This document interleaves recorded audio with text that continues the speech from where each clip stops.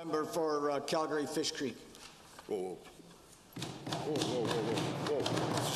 Speaker, no surprise this government lacks the skill and mindset to partner with the greedy and selfish private sector. The Alberta No Jobs Plan is a complete failure in getting Albertans back to work, yet you publicly vilify those you suggest will make massive investments in renewable and baseload power.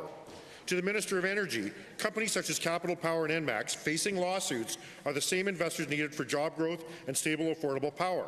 Is this how the NDP worldview envisions building relationships with industry, job seekers, and potential investors? That's right. Honourable Minister. To the member for the question.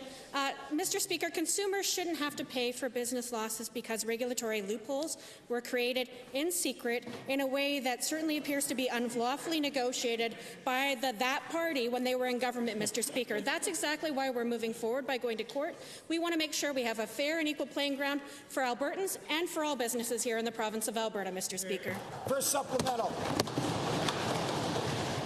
Mr. Speaker, given socially responsible power companies are investing millions of shareholder dollars in renewable power technology, and given that taxpayers currently carry no direct debt related to the power generation because of billions of dollars of capital invested by these same companies, again to the minister, why does your government continue irresponsible and punitive legal attacks on business despite their significant commitments in what may prove to be a costly, poorly orchestrated effort to drive them away?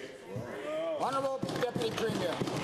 Thank you very much, Mr. Speaker. I'm happy to set the record straight that is not at all the intention of what we're doing. We are in the process of going forward, asking the courts for clarity around a secret backroom deal loophole that was negotiated in by Enron that certainly doesn't fit with the principles that were sold to Albertans when we were moving to a deregulated market, which created lots of opportunity for businesses to make $10 billion worth of profits. And now the other part of what was promised by the then government is around when there is time for losses, they need to step up, fulfill their part of their commitment. And we are going to make sure that we protect Albertans as we move forward and create a good business environment for all, Mr. Speaker. Thank you, Deputy Premier.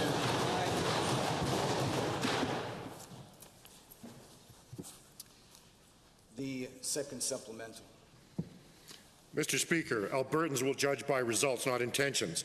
Given that success of your climate leadership plan must include private investment in renewable power, and given that this government continues to erode investor confidence by arrogantly reneging on known clauses within 15-year-old contracts, to the same minister, a simple question.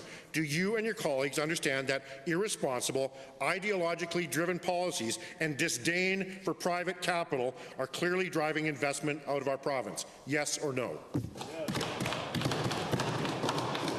Thank you very much, Mr. Speaker. Certainly the unlawful loophole that was created was dishonest. It was not forthcoming to the folks that were part of the consultations. It was negotiated in at the 11th hour, and it certainly isn't the kind of business environment that business partners deserve in Alberta. And that's why we're moving forward to provide clarity about whether or not it was actually lawful. We don't believe it was, Mr. Speaker. Yeah.